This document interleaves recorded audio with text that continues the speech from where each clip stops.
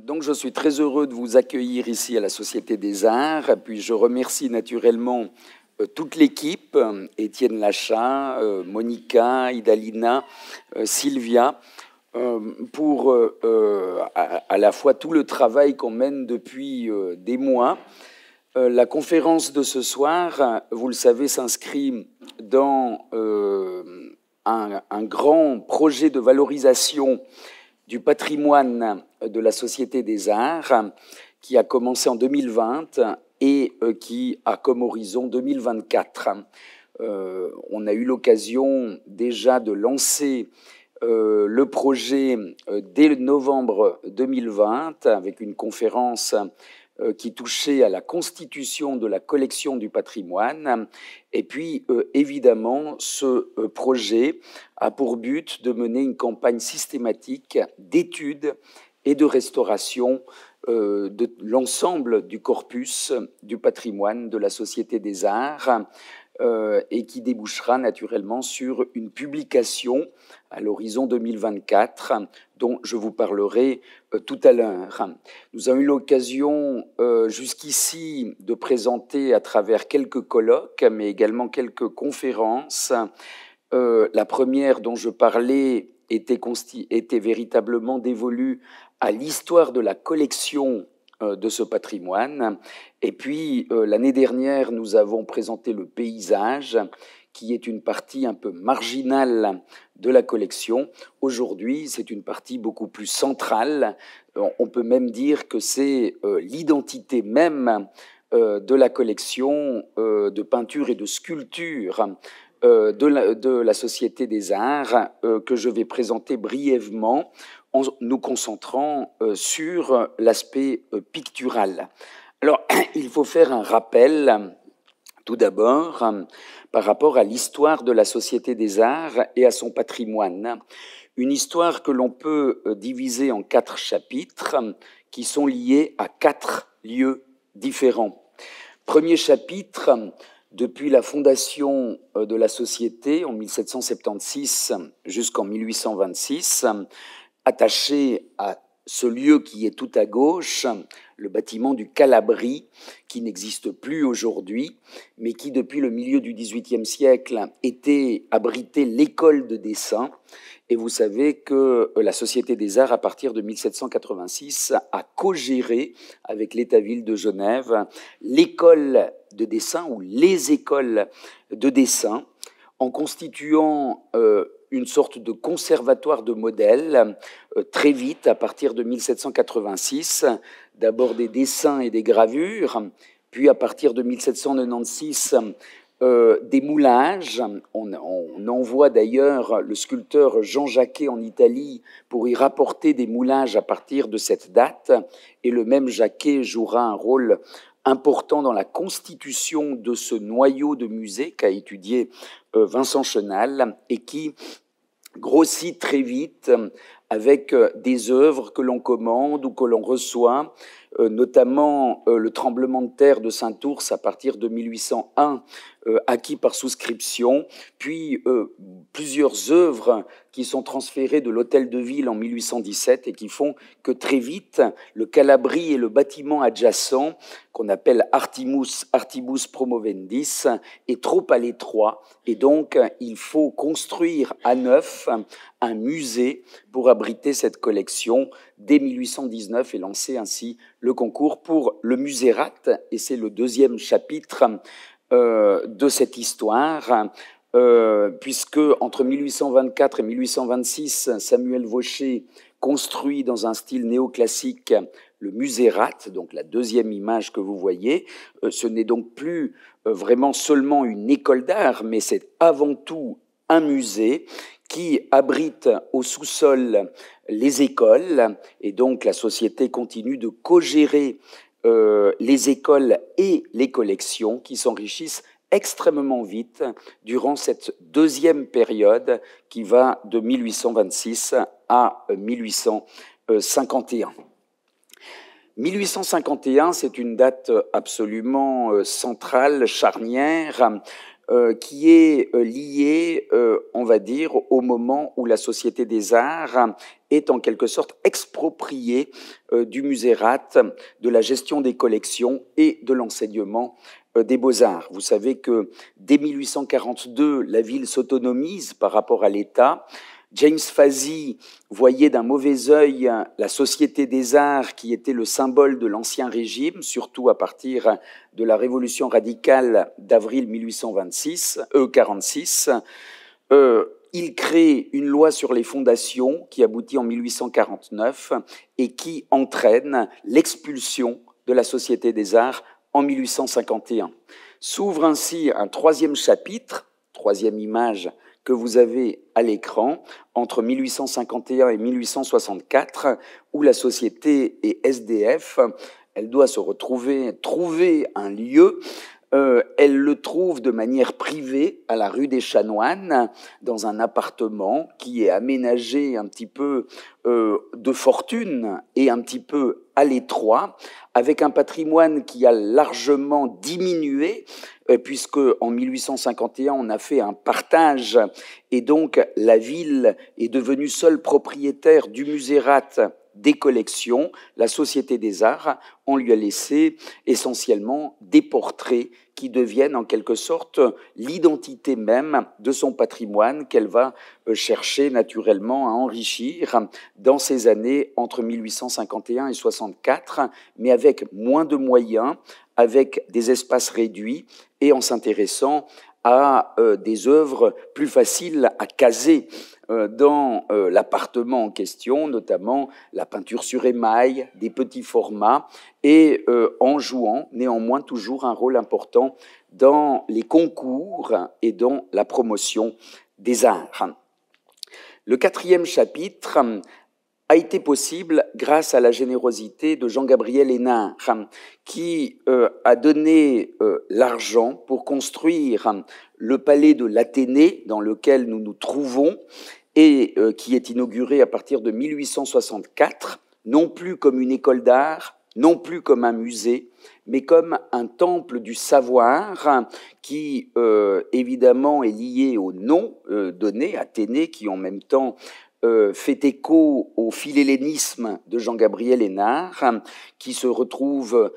également dans le décor, avec la salle des abeilles, qui est naturellement le symbole même de la société et du savoir, et qui en même temps devient le réceptacle de la tradition et de l'histoire de Genève, c'est-à-dire finalement la Société des Arts est l'héritière de toute l'histoire de Genève et des grandes personnalités qui l'ont construite, d'où le décor également des portraits en façade, à l'intérieur et naturellement dans son patrimoine qui est constitué principalement de portraits. C'est donc un cas assez parallèle à celui de la bibliothèque de l'Académie. Vous savez que la bibliothèque, très vite, à partir du début du XVIIIe siècle, en 1702, s'est dotée d'une chambre des curiosités avec une collection qui a été largement focalisée sur les effigies des grandes personnalités de Genève et notamment des personnalités de la Réforme, dans une tradition qui n'est pas nouvelle à Genève, qui remonte à la petite salle, la salette de l'appartement de Théodore de Bèze à la fin du XVIe siècle, qui a été poursuivie par la famille Tronchin, qui est apparentée d'ailleurs à Théodore de Bèze, et qui a donné de nombreux portraits de réformateurs et de pasteurs à la bibliothèque de Genève, qui par conséquent a une identité au niveau de son patrimoine qui est très comparable à celle de la Société des Arts. Je le mets en évidence ici à travers cette comparaison entre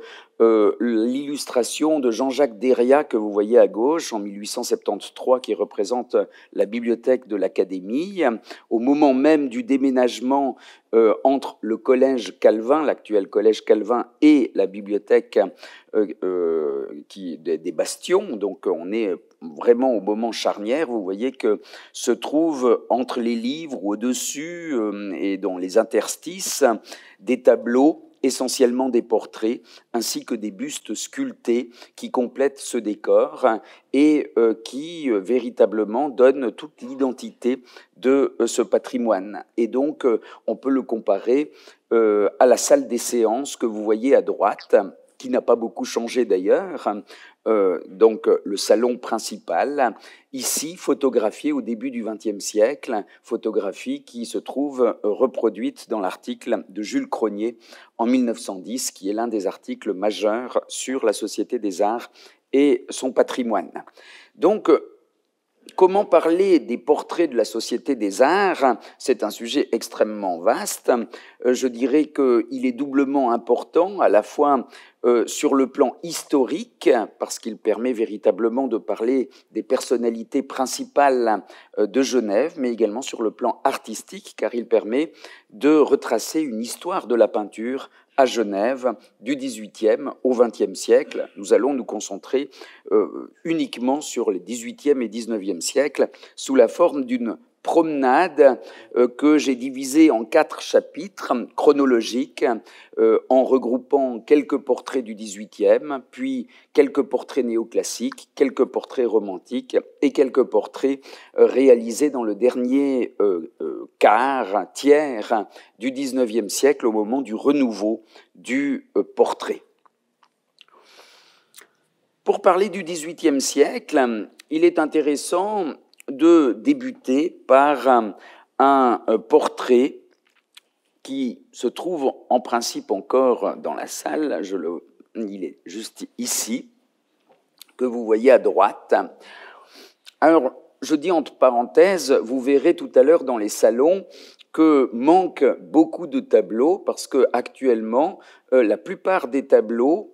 peinture à l'huile et pastel, sont en restauration. Donc, nous avons divisé par lot dans 4 ateliers différents de peinture et puis dans un atelier de restauration des pastels. Et donc, c'est un accrochage totalement lacunaire. La salle des abeilles est à peu près complète, mais le salon est pratiquement vide. Donc, ne vous étonnez pas, c'est lié véritablement à cette campagne d'études et de restauration. Je commence par le portrait que vous avez à droite, qui a été donné en 1823, donc avant même la création du musée Rath. Nous sommes encore dans le premier lieu, c'est-à-dire au Calabri et dans le bâtiment adjacent, Artibus Promovendis. Et c'est un portrait qui a été donné comme celui de Robert Gardel, représenterait Robert Gardel. C'est en fait une identification qui est erronée parce que l'étude du revers permet de retrouver une inscription complète qui nous donne la véritable identité du modèle. Daniel Gardel, c'est-à-dire le frère de Robert, qui était spécialisé dans la miniature, mais qui a été également peintre de chevalet à ses débuts. Et ce portrait a été réalisé à Cassel en septembre 1702 par un peintre qui s'appelle David Leclerc, qui était attaché à la cour de Cassel. Et vous remarquez qu'il s'agit d'un portrait de cour tout à fait typique du début du XVIIIe siècle, c'est-à-dire le modèle français à la Largillière qui est parlé avec un accent allemand, c'est-à-dire durci, un peu plus sec et typique de ce que l'on trouve dans les cours allemandes du début du XVIIIe siècle. Il est intéressant de noter qu'au Musée d'Art et d'Histoire se trouve un autre portrait représentant Daniel Gardel, que vous voyez à gauche. Malheureusement, je n'avais pas de photo couleur, qui le montre cette fois comme miniaturiste, puisque vous voyez qu'il ne porte pas une grande palette, mais simplement un petit boîtier dans sa main gauche. Et il a été réalisé quelques mois plus tôt, en mai 1702, par un autre peintre de la cour de Cassel, qui est Jean-Charles Kitter, un des meilleurs peintres allemands de cette époque. J'avais eu l'occasion d'étudier il y a quelques années avec mes étudiants un grand tableau qui est au Musée des Beaux-Arts de Lausanne, de la famille de Langallery, par ce peintre Jean-Charles Kitter, qui a travaillé dans différentes cours, mais qui se trouve à Cassel à ce moment-là. Et en mai 1702, il représente le même personnage dans son style propre, mais vous voyez tout à fait comparable dans le côté fastueux, dans la mise en scène, qui contraste avec le portrait qu'on pratique à Genève à cette époque. Pour illustrer le portrait genevois de cette époque, on peut évoquer le frère de Daniel Gardel, Robert Gardel, qui est évidemment la personnalité majeure, la plus représentative de la première moitié du XVIIIe siècle. C'est en fait le Largillière protestant. Il a été formé à Paris dans les années 1710, dans l'atelier de Largillière, dont il a traduit les formules dans on va dire, dans un registre beaucoup plus sobre, dans la mise en page, mais également dans les accessoires et ainsi de suite, dans le format également, en portraiturant à peu près tous les pasteurs genevois de son époque. Et là, nous avons deux petits tableaux sur cuivre qui ont été donnés au Palais de l'Athénée en 1879 par la famille Ritter-Ducrot et qui, en fait, représentent Jean-Pierre Ducrot et Françoise, son épouse, dans des formules effectivement très répétitives de Robert Gardel, l'époux sur un fond neutre, l'épouse sur un fond de paysage, le mari plutôt dans son costume, on va dire, professionnel de pasteur, son épouse dans le costume à la française, mais naturellement avec une certaine sobriété de mise et avec ce style qui n'a pas le faste que peut avoir le tableau de Leclerc qui se trouve là. Et donc, vous avez un petit peu les deux pôles de la peinture de la première moitié du XVIIIe siècle dans le portrait. Le milieu du XVIIIe siècle est dominé à Genève naturellement par une figure qui est une figure européenne, celle de Jean-Étienne Lyotard, pastelliste et peintre, parce qu'il a également réalisé de nombreuses huiles, qui a eu un itinéraire européen, qui a travaillé aussi bien à Paris, à Rome, qui a été jusqu'à Constantinople, qui était longtemps à la cour de Vienne, la cour de Marie-Thérèse, dont les portraits, certes, ont un rapport avec la peinture française, mais regardent aussi beaucoup la peinture allemande du milieu du XVIIIe siècle, et qui s'est toujours distingué par une intelligence dans la mise en page, dans les idées, on va dire, simplement de composition. Alors, il est vrai que le portrait que je vous montre à gauche n'est pas le plus original de Jean-Étienne Lyotard, mais c'est un portrait de très belle qualité qui représente le magistrat Jean-Louis Salles à un moment où Lyotard est à la fin de sa vie. Il meurt en 1789, le portrait date de 1786. C'est un portrait qui arrive tardivement à la Société, donc au Palais de l'Athénée en 1872. C'est donc un héritier, un descendant de Jean-Louis Salles, qui est Salles-Galatin, qui le donne en 1872 à la Société. Et vous remarquez que c'est un portrait de belle qualité dans le traitement, dans les textures, mais malheureusement très fatigué et quand même avec des signes de détérioration, notamment au niveau du visage, qui a été comme frotté en diagonale. Hélas, des dégâts irréversibles. Vous savez que le pastel est extrêmement fragile et donc ce sont des types de dégâts sur lesquels on ne peut pas faire grand-chose, même si actuellement le portrait est chez Olivier Masson à Zurich et qu'il va faire son possible pour lui donner néanmoins la meilleure séduction possible dans l'état actuel de conservation. Le portrait qui se trouve à côté est aussi à Zurich actuellement chez Olivier Masson, qui est certainement l'un des spécialistes les plus renommés sur la technique du pastel et qui vient, il y a à peine 2 jours, de faire une découverte tout à fait sensationnelle. Il a décadré pour la première fois ce tableau qui n'avait jamais été ouvert. et a trouvé derrière ce portrait célèbre un autre portrait féminin de la même main qui se trouvait à l'intérieur du montage original. Et donc on aura l'occasion d'en parler prochainement, je ne peux pas encore le montrer, mais ça fait donc une œuvre en plus dans le corpus de la Société des Arts et donc dans l'ouvrage à venir.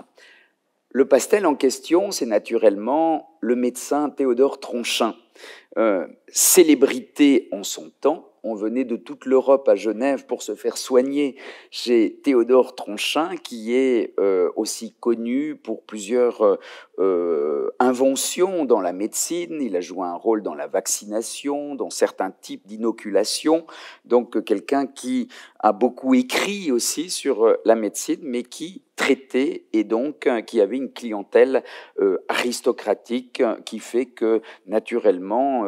il était une célébrité, que son portrait a été réalisé ici par un des grands peintres, des grands pastellistes du milieu du XVIIIe siècle, qui est Maurice Quentin de la Tour. Intéressant de noter qu'au moment où la famille Tronchin, Calandrini, donne ce portrait à la Société des Arts, c'est-à-dire au Musérat, en 1840, dans la phase la plus expansive de la collection, entre 1826 et 1851, le pastel était dans un premier temps attribué à Lyotard. Et c'est Adam Töpfer, le peintre, qui a tout de suite reconnu Quentin Latour, Maurice Quentin de Latour, en disant qu'effectivement c'est une touche totalement différente de Lyotard, ce qui n'a pas plu à tout le monde, si bien que l'attribution a été conservée et que Crosnier prend un peu Töpfer de haut dans son article de 1910 en disant qu'il ne comprend pas qu'un peintre comme Töpfer avait à ce point la peine à voir véritablement les qualités de ce portrait qui ne peut être que de Lyotard. Naturellement, au XXe siècle, on a bien catalogué cette œuvre comme une des œuvres majeures de Maurice Quentin de la Tour autour de 1760. Vous voyez que le docteur est assis confortablement devant un fond bleuté et que la texture de son visage, la texture même de son habit n'ont strictement rien à voir avec la manière particulière de Lyotard. Ce sont deux mains très différentes et Adam Töpfer avait parfaitement raison de faire cette distinction et cette attribution. Pour marquer la différence qualitative, il est intéressant d'évoquer un peintre un petit peu, on va dire, protéiforme, qui a également réalisé du pastel, mais à un degré de qualité bien moindre.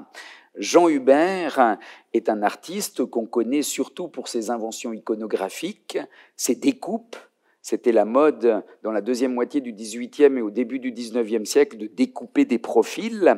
Et lui s'est spécialisé dans les profils de Voltaire, qu'il a d'ailleurs représenté à plusieurs reprises au point qu'on l'a appelé Jean Hubert Voltaire. Donc Jean Hubert est un artiste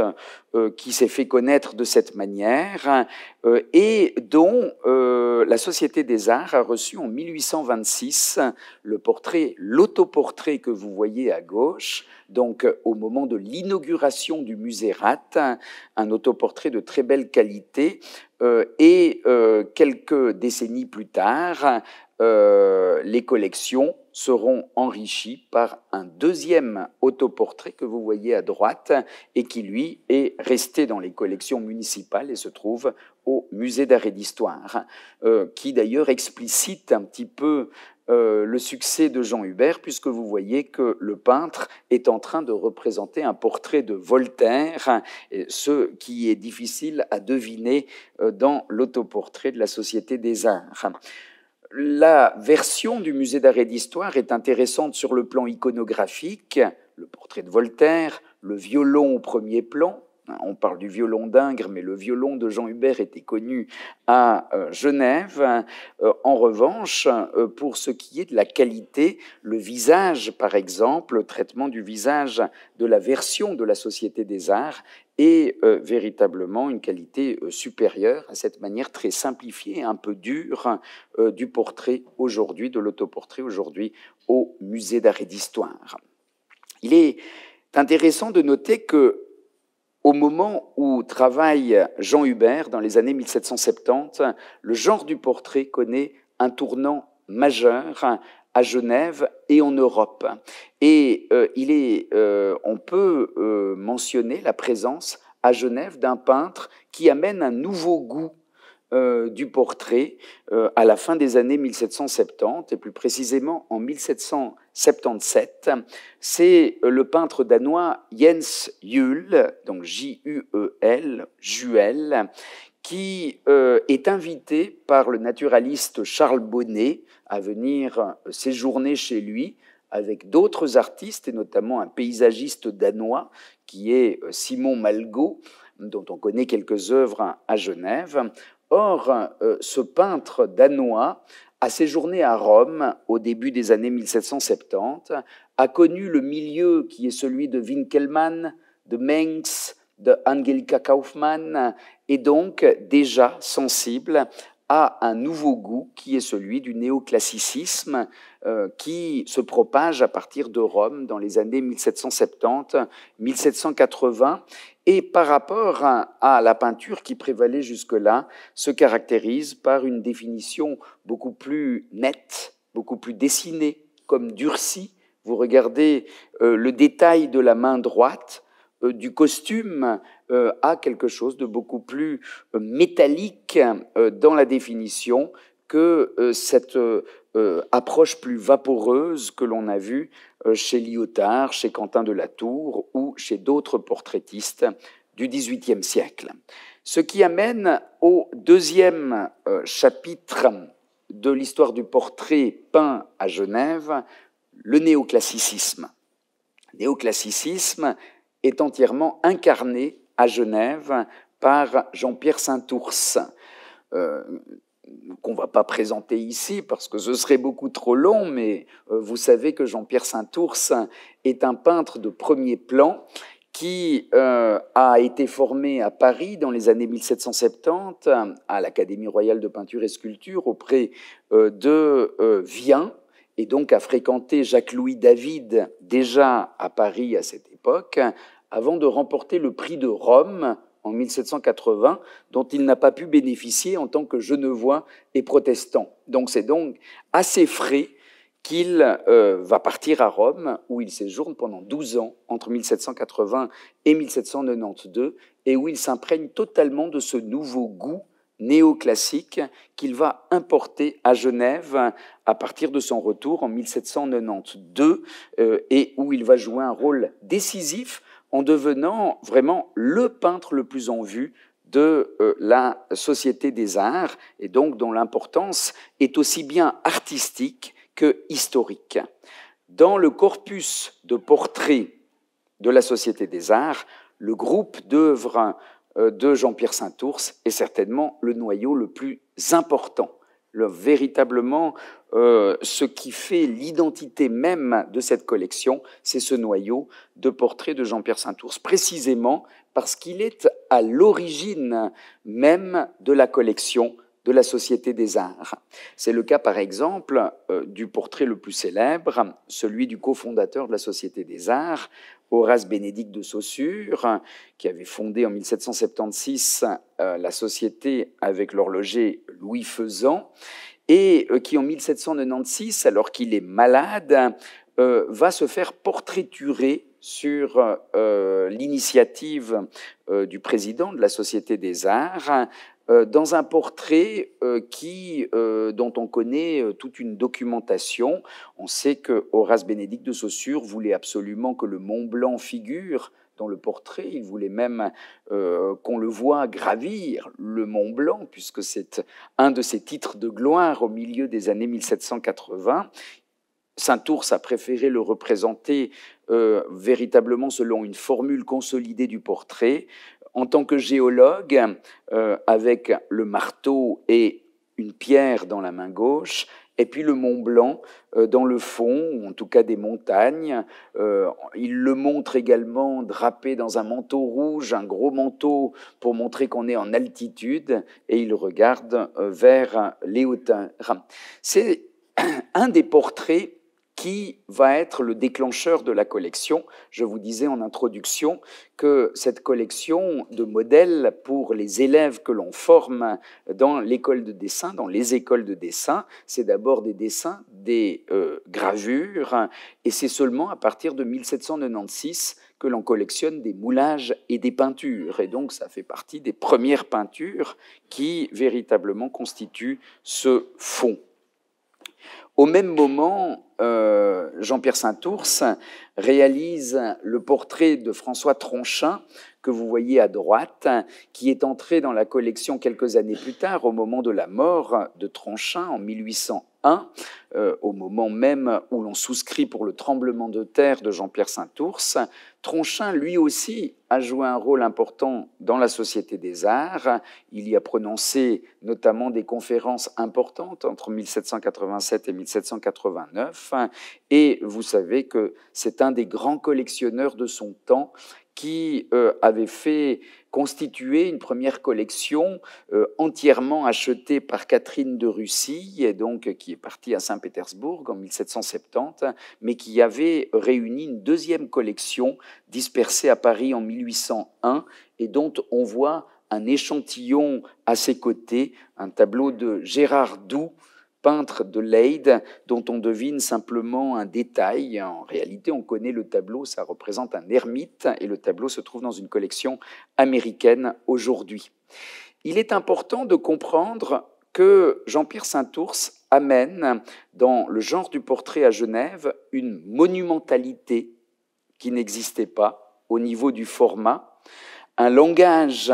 qui est beaucoup plus proche du goût néoclassique, c'est-à-dire un dessin net, des formes plastiques qui rompent totalement avec la tradition de portraitistes comme Lyotard ou d'autres que j'ai évoqués tout à l'heure. Jean-Pierre Saint-Ours a réalisé plusieurs portraits de membres de la Société des Arts. On pourrait multiplier les exemples. Je vais montrer juste quelques exemples emblématiques, notamment celui du chimiste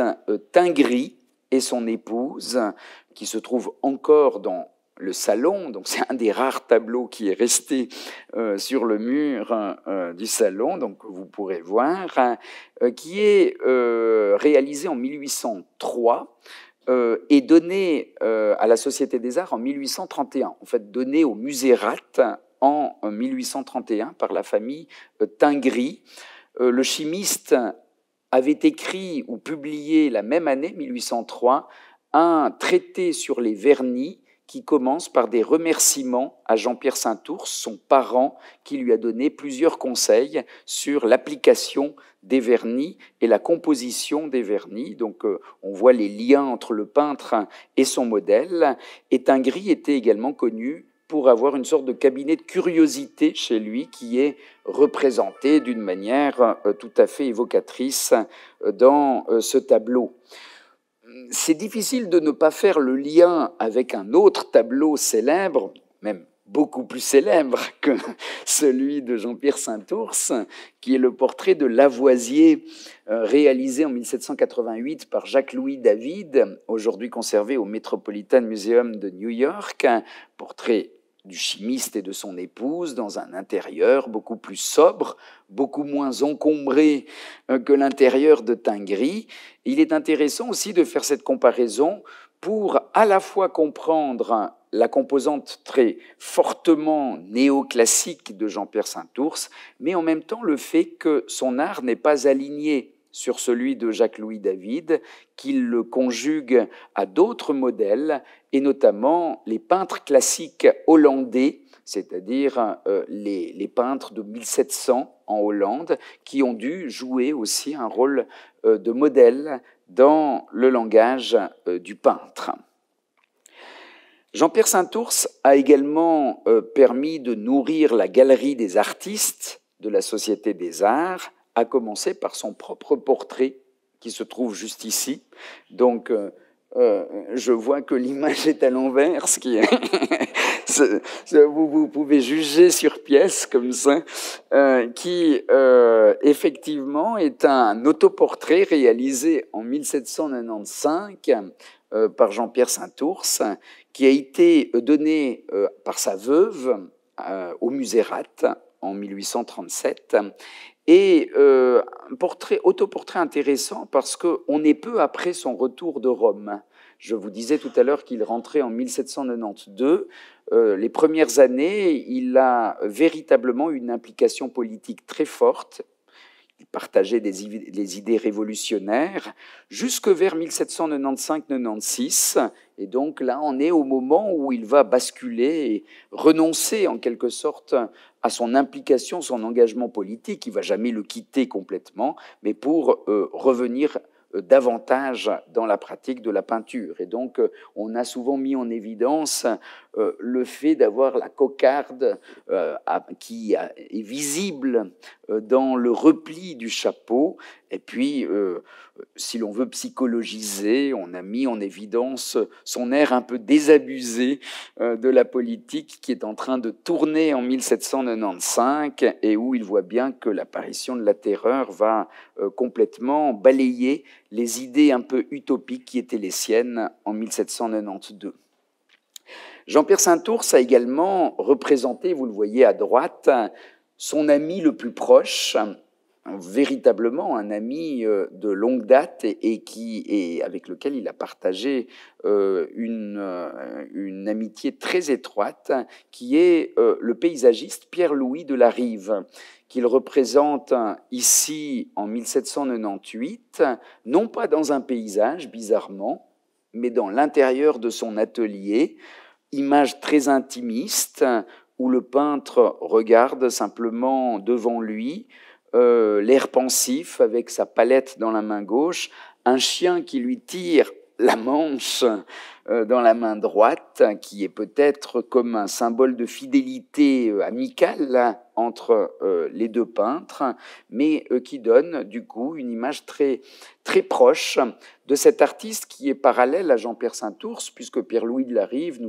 nous l'avions évoqué l'année dernière, est le grand paysagiste néoclassique de cette époque. Il a été à Rome, il a été tenté par le modèle de Claude Lorrain quelque temps avant de faire une synthèse entre celui-ci et le modèle hollandais qu'il a également beaucoup développé, le modèle classique hollandais. Et puis à gauche, donc le portrait de Delarive qui est à droite est arrivé aussi au Musérat en 1829, et c'est le cas également du portrait qui est tout à gauche, qui se trouve ici dans la salle, donc pas très bien éclairé, mais vous le voyez peut-être mieux à l'écran.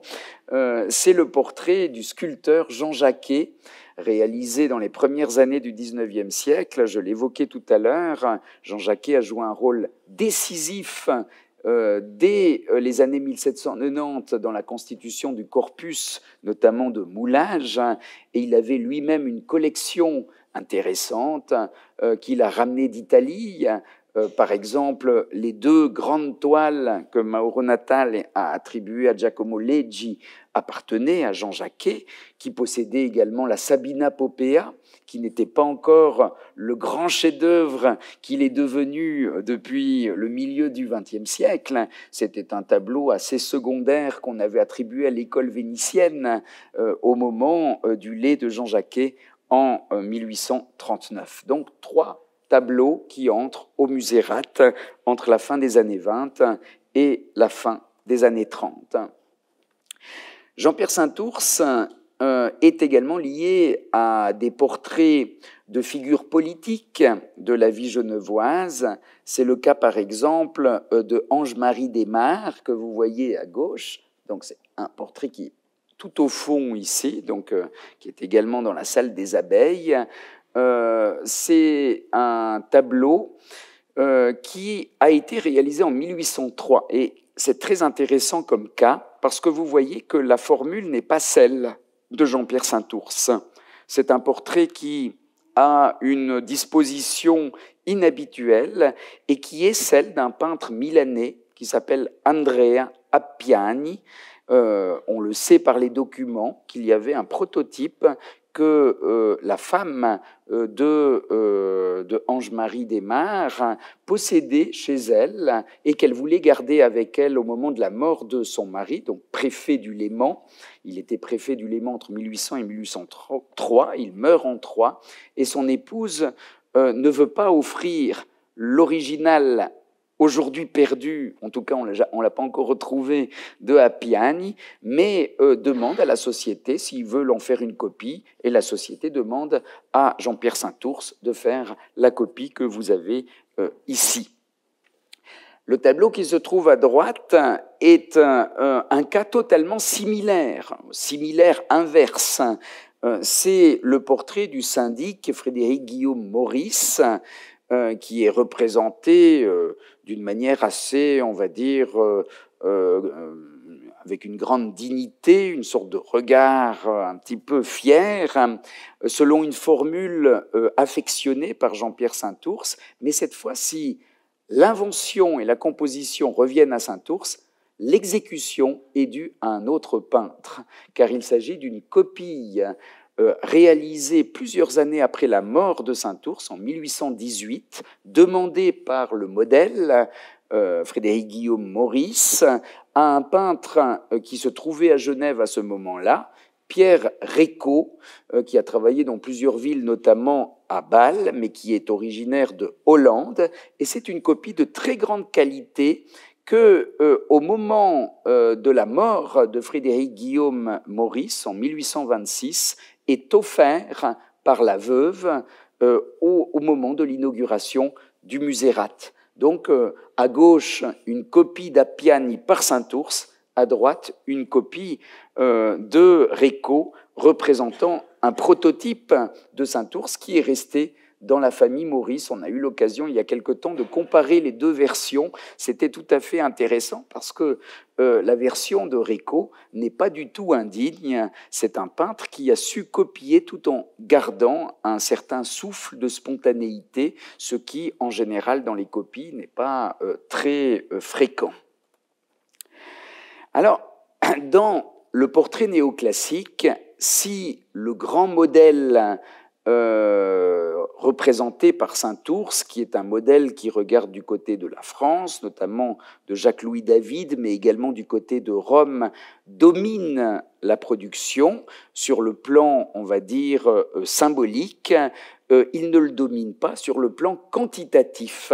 car le modèle le plus important du portrait néoclassique, c'est le modèle des peintres hollandais classiques, les Fijnschilders, les peintres fins hollandais du XVIIe siècle, qui sont très collectionnés à Genève, notamment par François Tronchin, jusqu'à sa mort en 1801, mais également par d'autres collectionneurs genevois, Jacob et François Duval, par exemple, ou encore d'autres, qui servent de modèle à toute une production de peintres qui s'en inspirent.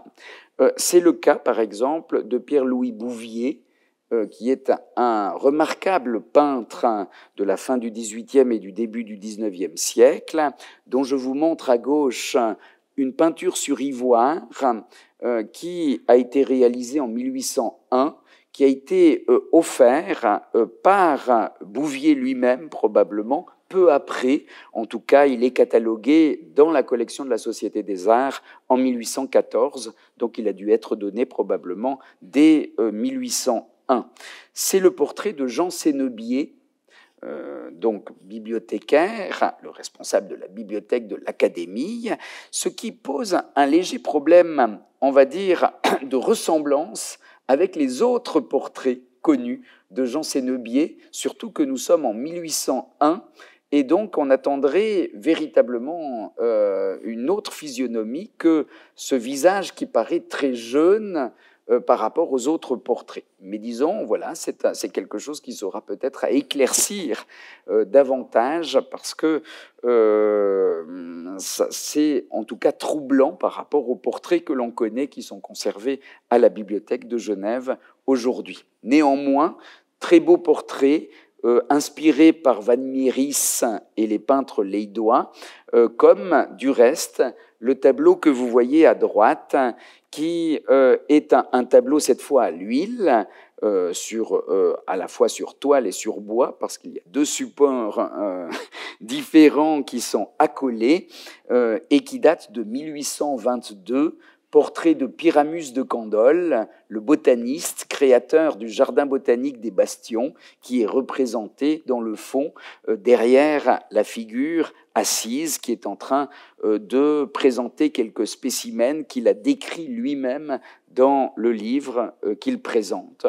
Vous remarquez avec ces deux tableaux, les deux signés, de Pierre-Louis Bouvier, une certaine évolution également, malgré la différence de format et de technique par rapport à un support d'ivoire et à un support de toile et de bois. Bouvier est très important pour la peinture à Genève, parce qu'en 1827, il publie un manuel qui aura un succès européen, en tout cas en France, très important, très souvent mentionné, et donc entre la fin des années 20 et le début des années 30, il est associé à l'enseignement des écoles d'art qui se trouvent alors au sous-sol du Musérat. Donc une grande partie du Musérat dans le sous-sol est dévolue à l'enseignement et donc aux écoles de dessin. Toujours par rapport au modèle hollandais classique, il est intéressant de mentionner deux personnalités qui ont été très éminentes dans la production picturale de Genève au début du XIXe siècle. D'une part, Firmin Massot, à gauche, dont je vous montre le portrait du médecin Louis Audier, une sorte de successeur de Théodore Tronchin, car lui aussi était une vraie star de la médecine qui attirait à Genève une clientèle très importante. Et Louis Audier est également très implanté dans la Société des Arts. Il a été l'un des promoteurs de la première grande exposition d'art contemporain à Genève, celle qu'organise la Société des Arts en 1789. Et d'ailleurs collectionneur lui-même, il a acquis à cette occasion plusieurs œuvres, notamment des paysages et des pastorales du chevalier Fassin, dont nous avions parlé l'année dernière, et il est représenté ici en 1816 dans ce portrait qui a été donné certainement l'année même ou peu après à la Société des Arts, c'est-à-dire encore dans le premier lieu de conservation de son patrimoine. La seconde personnalité qu'il faut évoquer dans ce contexte des modèles hollandais, c'est le peintre dont j'ai donné déjà le nom tout à l'heure, Adam Töpfer. Je vous ai dit que c'est lui qui avait attribué le portrait de Théodore Tronchin de manière très judicieuse et correcte à Maurice Quentin de la Tour. Adam Töpfer est un des grands paysagistes à Genève, collectionneur également, et qui s'est beaucoup inspiré de la peinture hollandaise autour de 1700, c'est-à-dire des peintres lisses. Mais ici, nous sommes en présence d'un tableau déjà beaucoup plus tonal dans sa production, et donc qui fait un petit peu la transition avec le goût qui va s'imposer dès les années 1820. Le portrait date de 1832. Il a appartenu au beau-fils d'Adam Töpfer, le collectionneur François Duval, qu'il a donné en 1848 au Musérat. Ça n'est pas un hasard. François Duval, on l'a dit, est un grand collectionneur, mais c'était aussi le conservateur des sculptures du Musérat. Et donc, en tant que beau-fils d'Adam Töpfer, il ne pouvait manquer de donner à la mort de celui-ci, en 1847, donc une année avant, un témoignage à la fois de son art et de son effigie. La tradition nous dit que le portrait était inachevé et que Jean-Léonard Lugardon aurait réalisé les accessoires. À vrai dire, l'observation ne permet pas du tout de faire une distinction de main entre le visage et les accessoires. Il faut simplement noter qu'il est en extérieur, ça ne se voit pas beaucoup, mais tout ce que vous voyez, c'est une sorte de gros nuage gris. On entrevoit le ciel et vous voyez qu'il a une ombrelle, donc c'est bien les accessoires d'un peintre qui travaille en plein air dans le paysage. Quoi qu'il en soit, le portrait nous amène dans le 3e chapitre, qui est celui du mouvement romantique, que j'introduis aussi avec des peintres un peu de transition, et notamment 3 autoportraits d'artistes qui permettent de comprendre un petit peu le changement stylistique qui s'opère dès les années 1820 entre un modèle dessiné, sec, assez dur, qui cherche à la clarté, en quelque sorte, de la mise en scène, et une peinture qui devient plus tonale, qui joue davantage sur la matière, qui cherche d'autres modèles. Ce ne sont plus les peintres lisses, mais c'est plutôt les peintres qu'on appelle alors raboteux ou tonalistes, et qui inspirent des artistes comme ceux que je montre ici, même si les 2 premiers appartiennent encore à la génération néoclassique.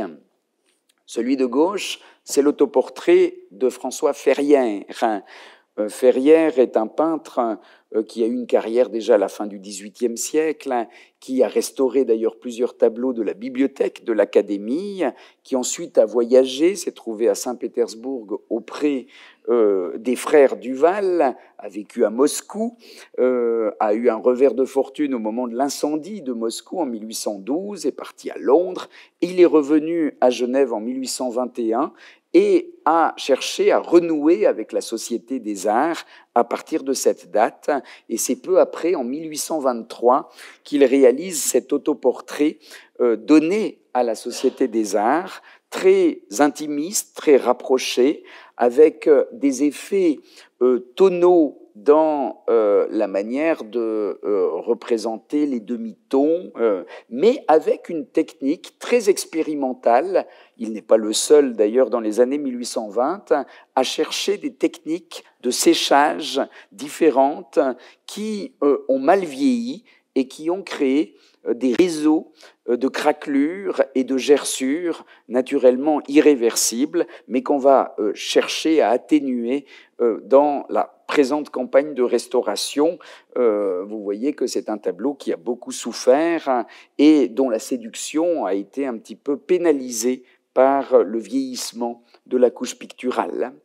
Le 2e peintre a une technique d'ailleurs un peu comparable sur le plan expérimental. Je ne vais pas entrer dans les détails parce que vous avez eu la semaine dernière une conférence entière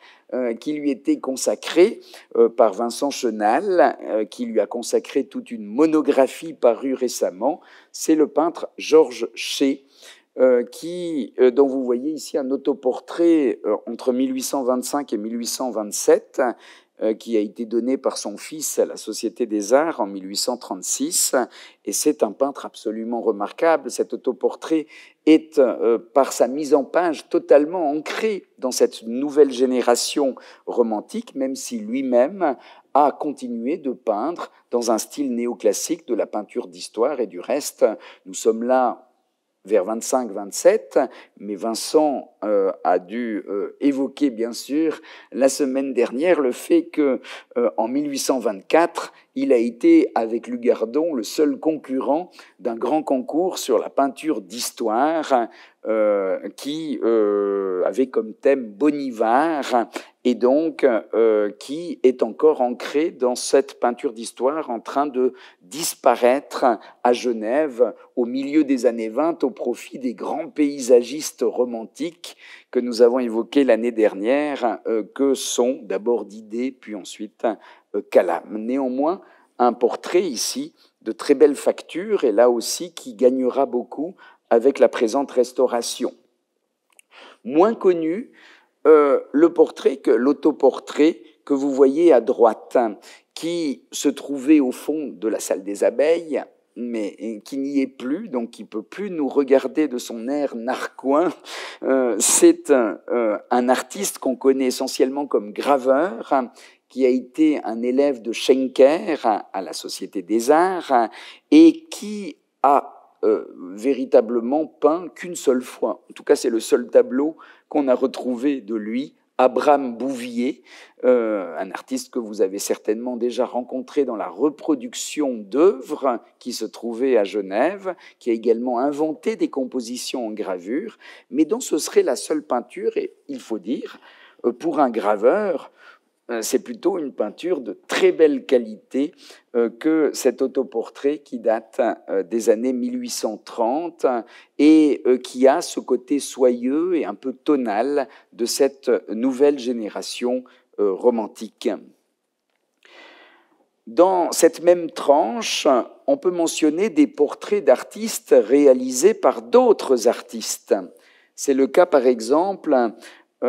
du portrait de Pierre-Louis Bouvier par François Ferrière, que vous voyez tout à gauche, offert par Ferrière en 1831, qui est réalisé probablement entre 30 et 31, et vous remarquez qu'il s'agit d'une mise en page tout à fait originale, mais qui s'inspire naturellement de la peinture hollandaise du XVIIe siècle. Pensez par exemple à De Keyser, à des artistes qui gravitent autour de Rembrandt ou encore à Ter Borch dans ces petits tableaux de figures en pied où ici le peintre est en habit, on va dire, civil. Il n'est pas du tout représenté comme un peintre, mais avec les outils de son métier, avec un tableau d'ailleurs dont on voit le châssis, et c'est intéressant de noter que c'est un châssis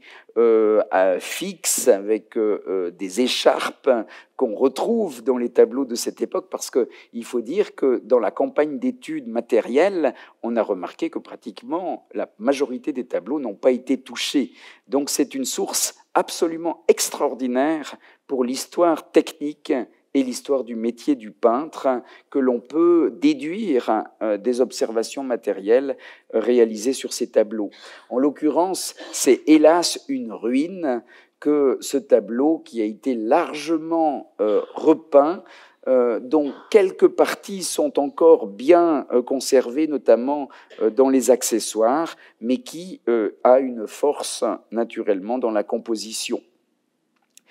C'est à peu près au même moment qu'a été réalisé le tableau qui est derrière moi, et pourtant, vous voyez qu'il n'a pas grand-chose à voir avec le portrait de Bouvier par Ferrière. C'est le portrait de Firmin Massot par son élève Amélie Munier-Romilly. Firmin Massot avait plusieurs élèves, notamment Nancy Mérienne également, qui est une grande pastelliste du milieu du XIXe siècle, et Amélie Munier-Romilly était à la fois peintre et pastelliste. Elle a présenté ce portrait en 1830 à l'exposition de Berne. Elle l'a gardé toujours avec elle et elle l'a offert ici, au Palais de l'Athénée, au moment de l'inauguration, ou peu avant, en 1863, au moment où on savait qu'on allait ouvrir le Palais de l'Athénée, après avoir offert un pastel montrant Massot, c'est-à-dire qu'elle a offert en 58 un pastel, puis au moment de l'inauguration pratiquement du Palais de l'Athénée, elle a échangé le pastel avec cette très belle peinture qui regarde du côté des Anglais, de la tradition de la fin du XVIIIe et du début du XIXe siècle, notamment dans cette palette un peu flamboyante, avec ce rideau rouge dans le fond. Et puis le tableau qui se trouve à droite, qui est encore dans le salon, c'est un des grands formats qui sera en restauration prochainement, mais pas encore, est un portrait réalisé en 1844 par Alfred van Muyden, qui est un peintre qui a été formé à Lausanne par Marc-Louis Arlot, qui est précisément le peintre représenté sur le tableau, avant de faire,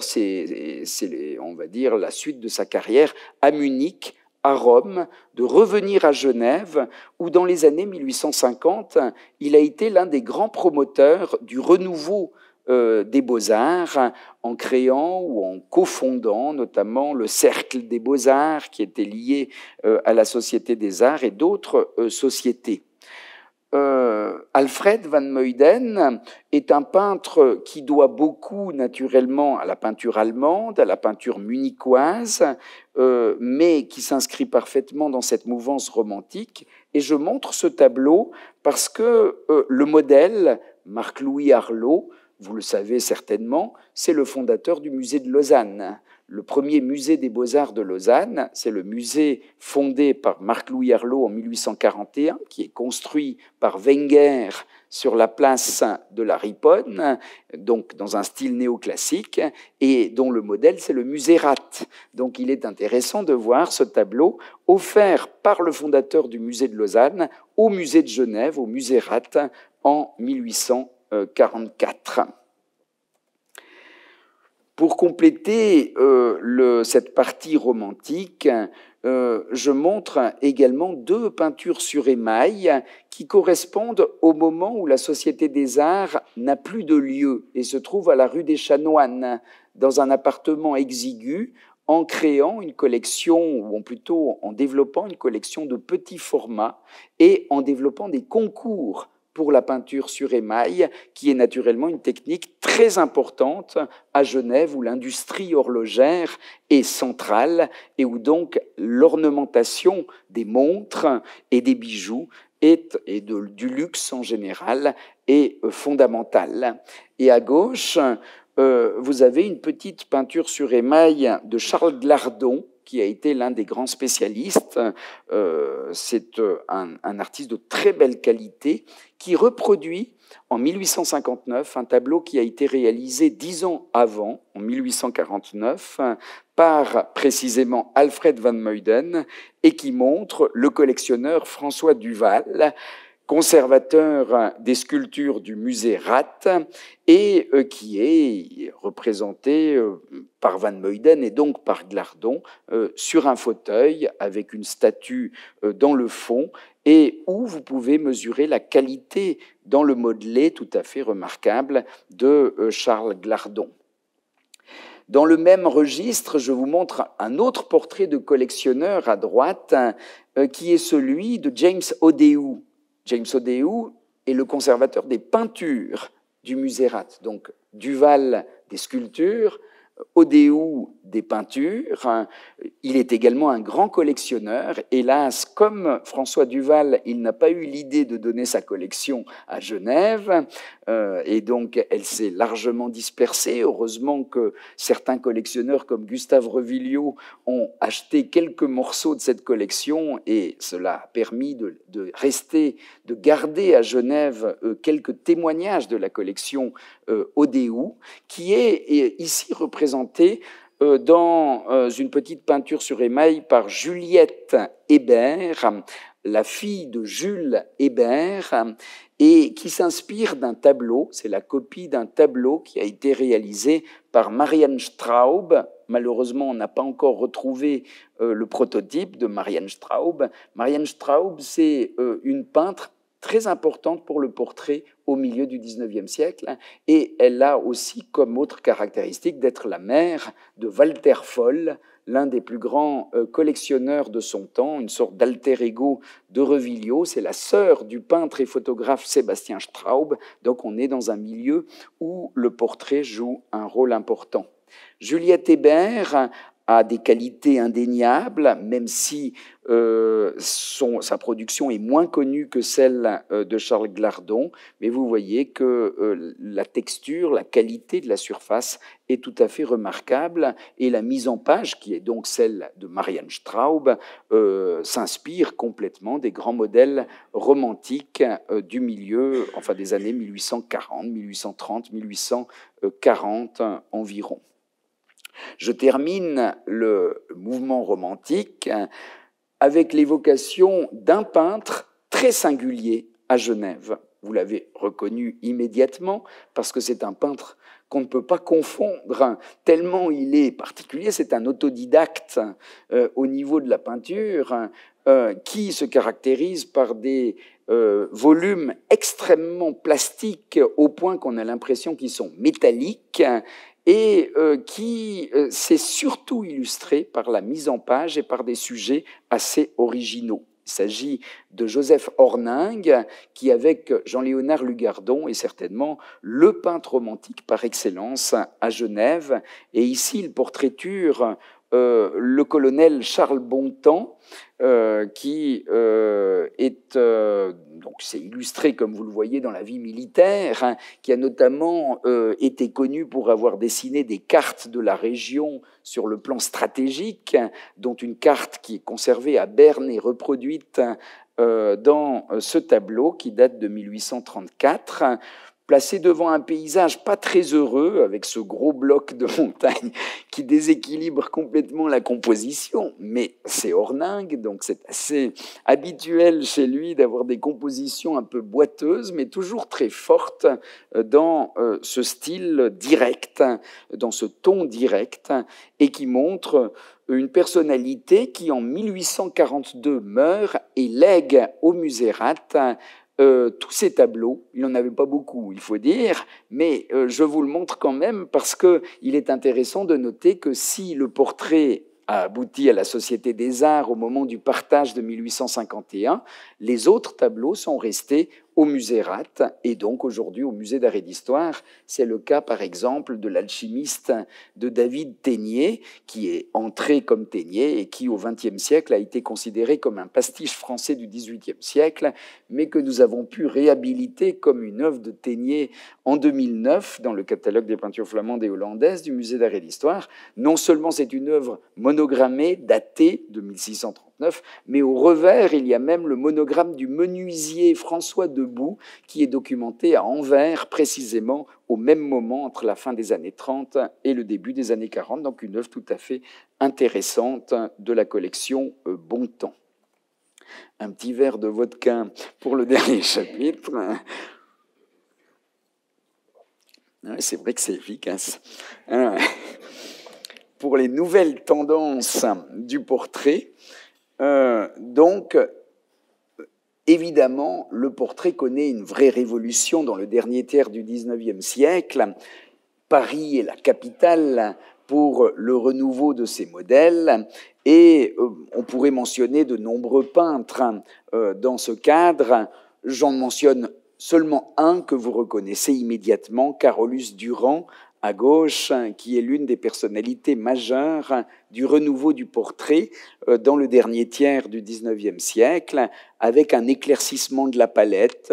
avec des effets de pastel, même quand il peint à l'huile. Et le tableau en question est précisément une huile de 1872 qui est parue sur le marché il y a quelques années chez Sotheby's à New York, qui représente une certaine Marie Claire, C-L-E-R-C, et dont vous pouvez voir la pose apprêtée et ce côté très direct qui a inspiré plusieurs peintres genevois qui ont fréquenté les ateliers parisiens. C'est le cas par exemple de John-Édouard Ravel, élève de Barthélemy Mène à l'école municipale des Beaux-Arts, donc les écoles de dessin qui deviendront l'école des Beaux-Arts sous l'égide de Mène, mais qui a été aussi élève de Alfred Van Muyden et qui a travaillé à Paris, qui a fréquenté le milieu de l'Académie Julian et repris ce style très mondain que vous pouvez voir ici dans ce pastel tout à fait remarquable qui est également actuellement à Zurich dans l'atelier de Olivier Masson. C'est un artiste tout à fait magnifique, Ravel. On en a parlé l'année dernière. Vous vous souvenez, quand j'ai évoqué l'école de Savièse, je vous ai dit qu'il y avait aussi l'école d'Evolène qui était représentée par John-Édouard Ravel, comme l'école de Savièse est représentée par Ernest Bieler, par Van Muyden et par d'autres. Vous remarquez que là, c'est un pastel, hein, donc ça n'est pas une huile qui imite les effets du pastel. mais c'est véritablement à la fois dans la palette, dans les traitements, dans le côté vaporeux, même dans la pose avec cette sorte de mondaine parisienne qui est peut-être une genevoise. Nous n'avons pas encore réussi à identifier le modèle. Peut-être que nous n'arrivons pas à le faire, hein, je ne sais pas. Pour le moment, il n'y a pas d'indice qui permette véritablement de reconnaître. Vous savez que le peintre a fait l'objet d'une étude importante de Philippe Junot et d'une exposition que vous avez sans doute vue l'année dernière au Boléro de Versoix, dont Ravel est originaire. Dans le dernier tiers du XIXe siècle, la tendance certainement dominante du portrait est ce qu'on pourrait appeler une tendance post-réaliste, c'est-à-dire une tendance qui s'inspire de Manet, qui joue sur des empattements, sur des effets de matière, et qui, en quelque sorte, est un Manet assagi, mais qui est très diffusé dès les années 1870 par des portraitistes comme Marcellin Desboutins, par exemple, qui connaît bien Genève pour avoir séjourné à 2 reprises au début des années 70 et à la fin des années 80, et partagé par de nombreux peintres. Donc on pourrait prendre de nombreux exemples. Je vous montre à gauche le portrait de Alfred Dumont, qui a été réalisé par Caroline Koechlin, qui a épousé le comte de Maupeou et qu'on appelle la comtesse de Maupeou, et qui a reçu Alfred Dumont chez elle en 1890. C'est à l'occasion de ce séjour qu'elle réalise ce portrait, qui a été légué 4 ans plus tard par Alfred Dumont, peintre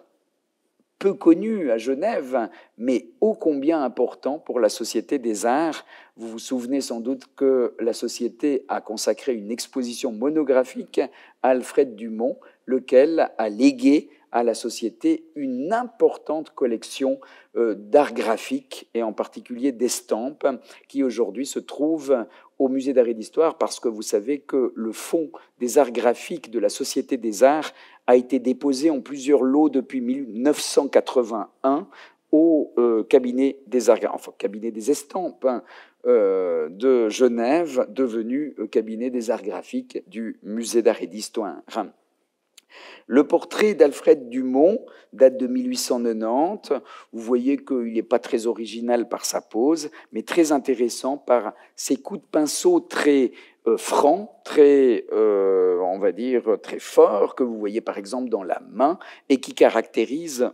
parfaitement cette tendance post-réaliste des années 1870, 80, 90, que l'on retrouve chez d'autres artistes. Et je profite de vous montrer ce tableau un petit peu sale que vous voyez à droite, qui est dû à une peintre lyonnaise qui a vécu également à Genève, qui s'appelle Marguerite Massip, qui date de 1887 et que nous cataloguons actuellement dans le catalogue des peintures françaises du XIXe siècle du Musée d'Art et d'Histoire de Genève, dans un projet parallèle à celui de la Société des Arts qui va aboutir au même moment par une exposition en mars 2024, et donc dans lequel nous aurons les tableaux également de Marguerite Massip, vous voyez, qui partage avec la comtesse de Maupeou un style tout à fait commun. Je termine ce tour d'horizon, et notamment le renouveau de la peinture, par une peintre très particulière qui est Aimée Rapin, qui a la particularité d'être née sans bras, et donc qui a peint avec son pied, comme vous le voyez sur la photographie, spécialisée dans les portraits pastels, mais également dans la nature morte, et dont je vous montre ici le portrait de Théodore de Saussure, qui était président de la Société des Arts au tournant du siècle, qui est mort en 1903 et dont Aimée Rapin a réalisé le portrait presque en pied pour la Société des Arts, que vous voyez au centre, et le portrait en buste que vous voyez à droite, conservé aujourd'hui à la Bibliothèque de Genève. C'est un type de portrait très typique autour de 1900, qui doit naturellement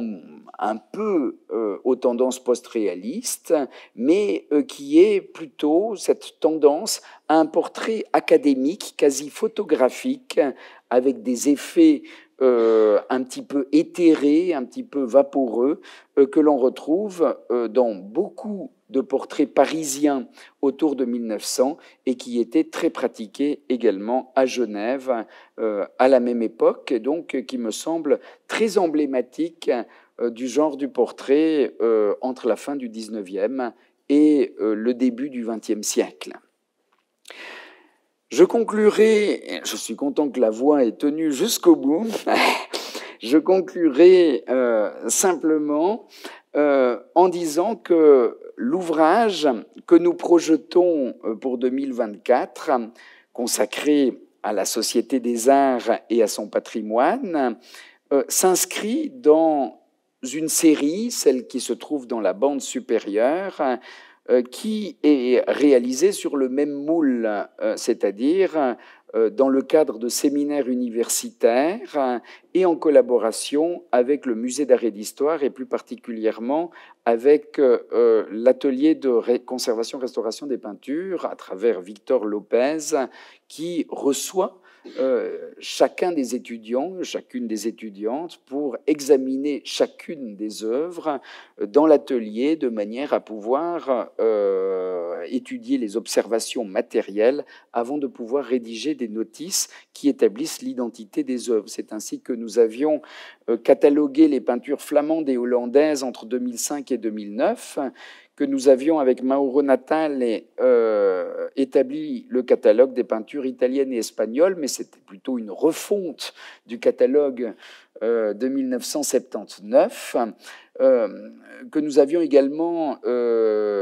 établi le catalogue de la collection Zuboff, et puis d'autres collections, comme le fonds ancien du Musée des Beaux-Arts de Lausanne, de la peinture française, au Musée des Beaux-Arts de Lyon. Donc, ce type d'entreprise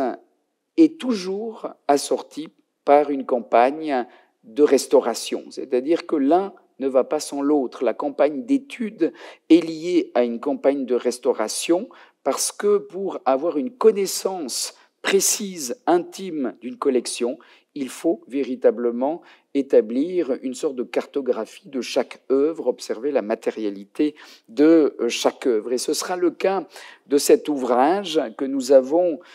conçu en deux parties principales. Une première partie historique dans laquelle, à travers les archives qui ont été reclassées ces dernières années par Sylvain Wenger,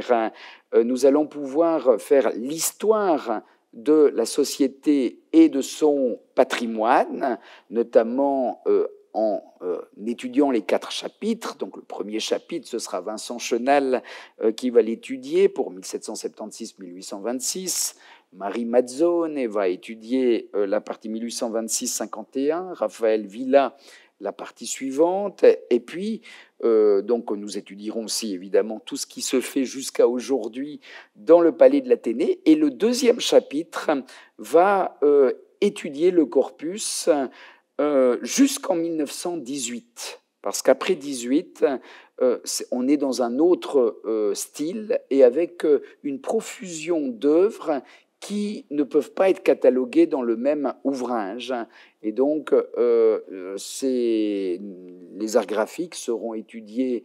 par Silvia Zuccherini-Martello, qui est la conservatrice du patrimoine ici même à la Société des Arts. Tout ce qui est sculpture que je n'ai pas évoqué, moulage, marbre également, par Grégoire Exterman, qui est devenu le spécialiste de la sculpture, pas seulement genevoise d'ailleurs, et puis le reste, peinture, pastel, peinture sur émail, étudiée avec les étudiants, doctorants, docteurs de l'université, le tout sous la houlette également de Mauro Natale, de Victor Lopez,